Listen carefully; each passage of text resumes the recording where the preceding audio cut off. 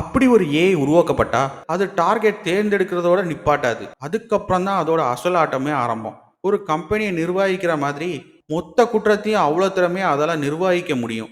முதல்ல டார்கெட் தேர்ந்தெடுத்ததும் கடத்தலுக்கான ஒரு முழு பிளானை ஏஐ உருவாக்க முடியும். டார்கெட் போகிற வழிகள், அந்த பகுதியில் எங்கெல்லாம் சிசிடிவி கேமரா இல்லை, போலீஸ் ரோந்து வராத நேரங்கள் எல்லாத்தையும் அனலைஸ் பண்ணி கடத்தலுக்கான சரியான நேரத்தையும் இடத்தையும் அதுவே சொல்லும்.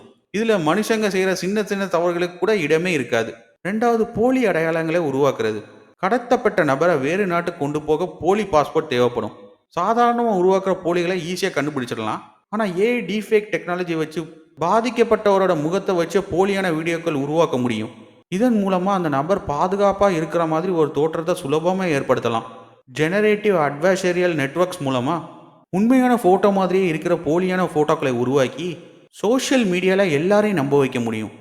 முழு வீடியோவையும் பார்க்க இணைக்கப்பட்டுள்ள லிங்கை கிளிக் பண்ணுங்கள். இந்த வீடியோ உங்களுக்கு பிடிச்சிருந்தா ப்ளீஸ் ஒரு லைக் பண்ணுங்கள்.